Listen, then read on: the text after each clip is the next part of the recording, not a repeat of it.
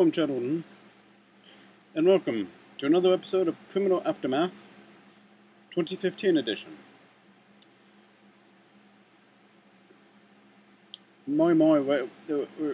Where to begin, obviously.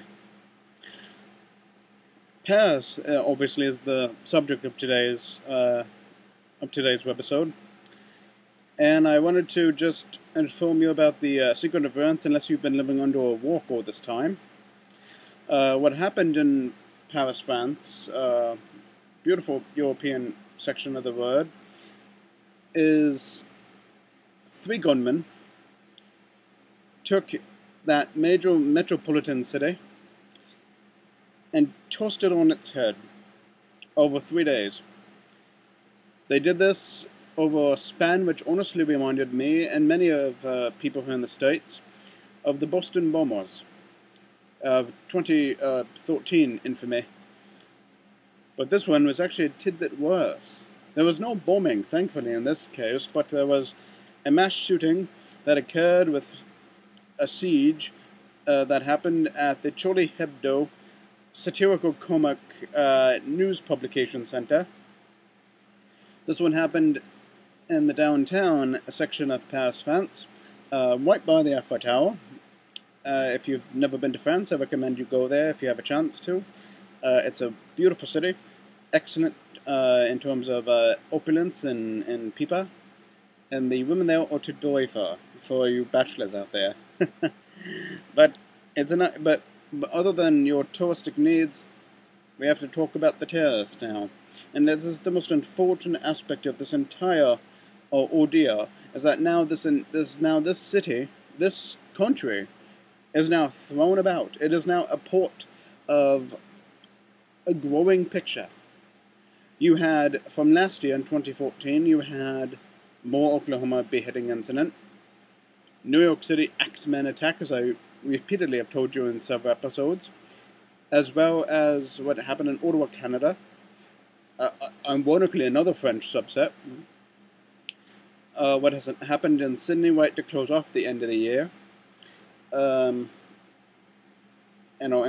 Sydney, Australia, and at the Chocolate Cafe, and now, unfortunately, we have this year so far, and it's the first week of the hardcore week of this year. It is the first hardcore week of the year, and we still have to deal with this nonsense. That we still have to deal with this utter nonsense. And now, unfortunately, Paris, France has been added to the list of infamy. I'm getting quite tired of reporting on ISIS and their activities, especially their lone wolves. I want to get back to more domesticated crimes, but unfortunately, this seems to be the unfortunate, unstoppable trend that at the current time. It seems to be what's in right now, I guess. But other than that, we also, there was a shooting spree in Moscow, Moscow, the small area Moscow, Idaho, in which you had a gunman kill 3 people and wound 1 other. In that shooting spree, the gunman was identified as a 29-year-old from the area. The victims, all of them local, except for one who was from Seattle, Washington. Nice U.S. city. And that one was completely random. The motive for that has not been determined, but it is quite unfortunate that yet another spree shooting has been added to the mix, and so soon into the new year. And all this is now in the same time period, or yesterday, in a Texas hospital. There was a hostage situation, thankfully not related to ISIS or anything of the sort, like what you saw in France. And this one was of a dad who was troubled or disgruntled for some reason, and he took hostages in his son's medical room in the hospital. Well, unfortunately, this is building up to a bigger picture, and this has confirmed my biggest fears. There was now an entire rest of the year that I think will be an utter bloodbath, and I stand true to that thing. You can hold me accountable for my word choice, but I stand true to that. This is unfortunately going to be a bloodbath year, and according to many people, with increase in anti-police mentality, with Ferguson, with multiple attacks, All these things are building up to a one single picture. You now have not a generation. I'm not going to throw any generations, the millennials or anything like that under the bus. No, you now have a subset, a mindset of a huge local populace, wherever you may be, whether it be the States or the neighbors to the north in Canada, or even down or to south to the islands and to Mexico, and even Central and South America. You now have a subset of people that are not afraid to fire on law enforcement officers or people of authority. This is, and now apparently it seems that like some sort of Stordos pistol was fired, up into the air. And it seems that now multiple people are thinking that this is now the time to act for some reason. I don't know why. I don't know if this was planned or if multiple people had a plan and just somehow happened to call it with one another. But this is now apparently the year for what I think is going to be a bloodbath. It has started off so far in a deadly motion. We had a small time of quiet, and now we're picking up steam in a sad way. This episode will be extraordinarily brief, because there will be a music video attached with this video in support of what happened at Charlie Hebdo. I am not a reader of the magazine. I sadly picked up a couple of old issues or downloaded a few to my personal computer and read them over. Translated, of course, because of the language barrier. But I translated them. And I, didn't really hear much about them except for the scandal, what happened in 2006 with the Danish cartoons. And I do fear for their safety as well. But it's unfortunate to a huge extent, because this is now proven that there was a subset of people that are not afraid to not only fight with authority, but now also no longer afraid to go out in broad daylight, dressed in militaristic gear, and open fire on places of interest for terroristic or personal vendetta activities. And now France has declared a war on Islam in terms of Islamic fascism and extremism. And now Islam is back in the news again, and this is feeling a lot more and more like 2003, and a mixture of 1995, as I said before in my other video. Lots of infamy all about. And I do believe that other infamous moments are just around the corner. But we're not done yet. This month is only going to get bloodier. And this year is only going to get more and more bloodier. I mean, you can hold me to that. You heard it here, folks. You heard it here. My people across the pond and everything. I do believe that this year will be the deadliest year on record for mass shootings, as well as random attacks and terroristic matters. And it will also be the worst year for celebrity deaths. I will repeat and reiterate that statement profusely, and I do solemnly believe that. Other than the obvious, you also had in the shooting in Moscow, Idaho. You also had a shooting in San Francisco, in which you had 4 people, kind of 4 people, dead on Page Street, which is located by the valley. If you're familiar with San Francisco, you know exactly what I'm talking about. It's in the northern section of the city. It's a nice area, but unfortunately not so much. The area has been riddled with bullets, and that gunman in that case is still on the loose there. And then you had also, during the time of the shooting in Paris, France, you had a man drive his car on purpose to try to run over Port Authority officers, again in the U.S. city of New York, screaming that he wanted to kill officers. So now the stigma's out there, unfortunately, and the genie, as they say, is already out of the bottle. The cat's out of the bag, everything, there was no turning back. Things have been changed now forever. You have what has happened in the States. You now have to worry about these 6 threats. Number 1, ISIS and Al-Qaeda both tied Islamic extremists for number 1. They seem to be increasing and increasing with every single step and every single phrase, and it seems to not be stopping. Al-Qaeda and ISIS are the number 1 threat combined that you have to look out for, and I recommend you monitor them for this entire year to see how deadly and low they're going to go. I also recommend, this is the other things you have to worry about, the typical lone gunman, as if there was such a paraphrase anymore like that. by the lone gunman, the one who is disgruntled, like a person who's been fired from job, or a person who's had anger towards his part of the community, or a subset of group like a racist gunman, or a person who has domesticated squabbles and wants to take it out on the local populace. The lone gunman with or mentally ill, in that sense, like Jerry Lautner from Tucson, which ironically we just celebrated the 4th year anniversary of that 2011 shooting. But you have that gunman on top of that. The lone wolf, politically driven one, which is number 3 on the list. And this one can either go right-wing, left-wing extremist, or could go to possibly, like in Eric Garner's, mentally disturbed with the political ideation.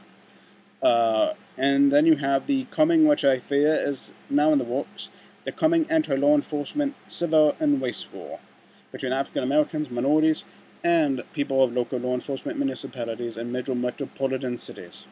This entire quagmire is not going to end anytime soon. In fact, it's only speeding up and gathering stigma. So you have, as I said before, ISIS, Al-Qaeda, lone gunmen, mentally ill, politically driven, and race war, civil rights. Also, the economy is not doing so nice. The oil markets, despite the cheap prices of gas, are not supposed to be this affordable, at least here in the States. The oil markets right now are doing troubling signs, and it's only going to get lower as this year progresses. It's dipped so far that honestly it's almost to the point of $15 a gallon, unheard of since at least the 90s.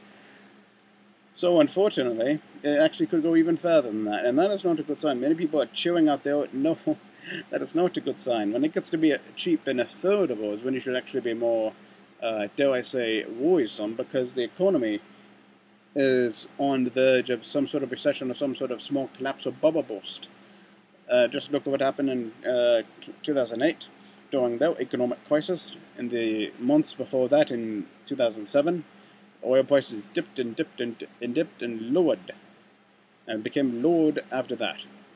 And then what happened? Next year, momentum built up, and bam, 2008 clicked off in September, right around the end of the summer.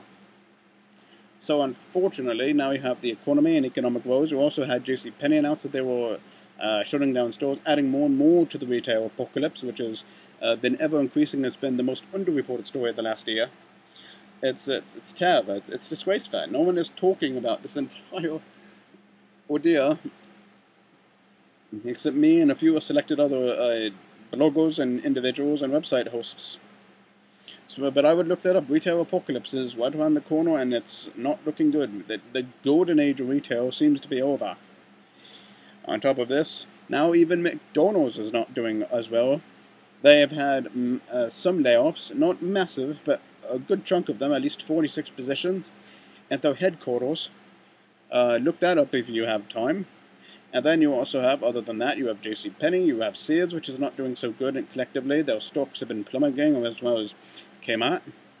And I'm not trying to commit libel after these institutions. I'm not bashing them in that sense. I'm just telling you what's unfolding in their developments. Walmart is also not doing so well in sales, and Black Friday from last year, the numbers are finally in. It was the worst underperforming Black Friday they had in 7 years, according to many amateur economists. How's that for a good record holder to end off 2014? 2013 was damn decent. 1 year dipped 50%. So it's terrible, to say the least. So the economy, again, is on the bottom one, but it's still high, and it could whiz to number 1. And unfortunately, when it does, then you will have all-out anarchy, which I think you already will have this year. This year, you're seeing small pockets, individuals, either in packs or individuals, like getting together collectively, or just the lone individual going and taking on his or her society and doing the mischief or their business or whatever you want to call it. And then you have the government, which is increasing their presence and not doing anyone any favors, by having multiple scandals dangle over them, as 2013 showed.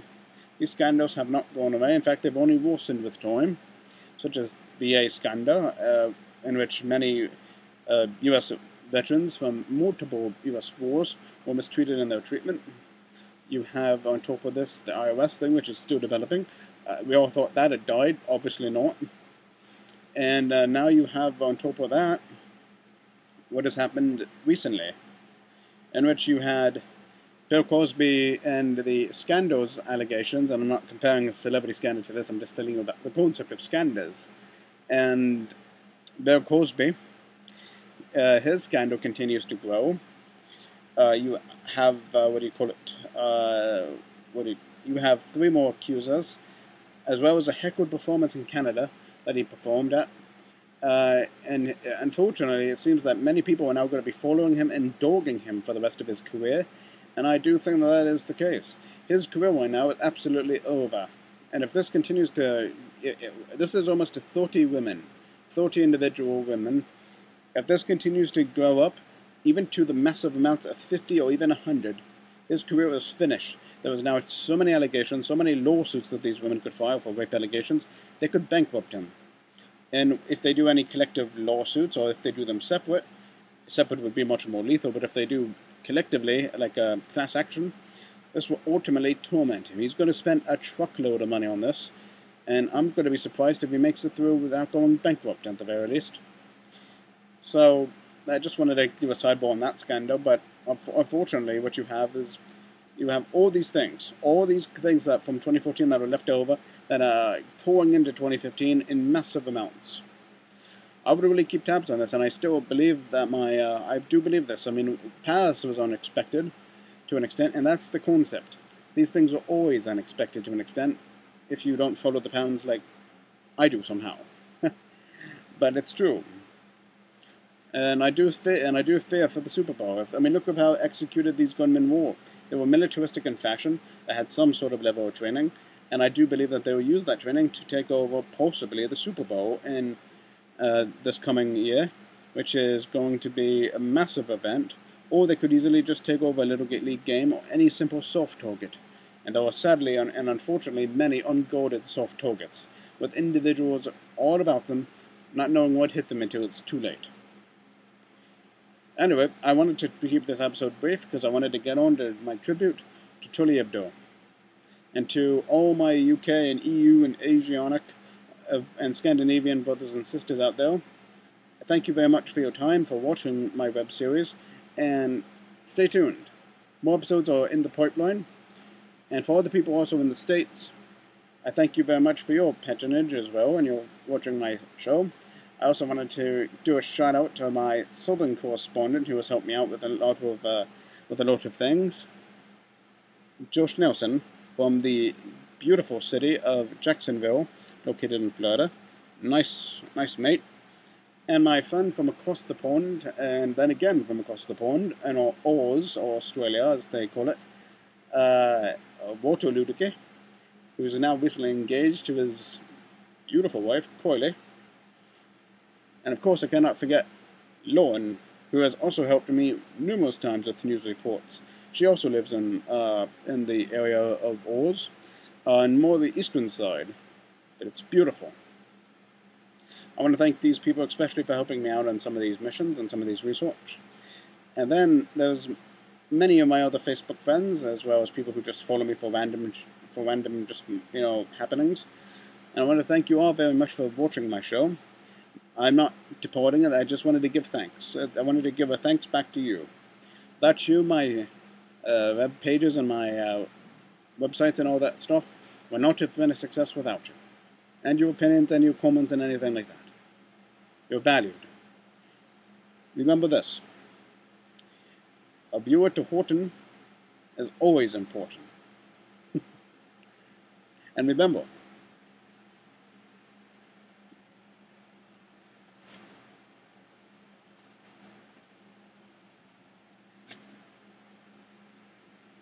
this may not be a pen at the current time, but I do have to give tribute to Charlie Hebdo and the news organization. I do not have a pen at the current time, but I do have a marker, and the symbolism is just the same. A pen is mightier than the sword. And I'll be damned if I'd be intimidated either by North Korean activists here in the States to tell me what movies I should and should not view, or to be told what cartoons I should and should not print or laugh at. I think it's all about time that we take a stand against censorship of whatever form it takes. And I don't normally take a political position on this side in terms of talking about these issues. I try to keep as neutral as I can for this show. But if there's one thing that is the huge stick up my arse, it is the concept of censorship, which does nothing but harm the viewer and feeds and gives into the negativity of those who intimidate people to enforce it. This is to you, Charlie Hebdo. The pen is mightier than the sword. And as for all of you people who want to censor and want to intimidate from whatever extremism you're from, whether it be Judaism, Christianity, Muslim, or even atheist, or anyone who wants to intimidate and censor somebody or a group of people, or an organization who did nothing wrong to you, any of you who wants to intimidate people and enforce censorship, which is a violation of the free market system, and if you're here in the States, is a violation of their Constitution, up yours. Up yours. The pen is mightier than the sword. Down with censorship. Depending on where you are, I hope you have a safe travel and a safe rest of this month. In fact, even the safe rest of this year. And if you happen to live where it's extremely cold, I wish you the best of luck in bundling up and not getting frostbite. If you live somewhere where it's warm, well, I wish I was. I hate you. And I cannot wait to join you there during holiday, especially when spring break or even summer. I hope you have a good one and kick ass. And this year is yours for the taking. See you then.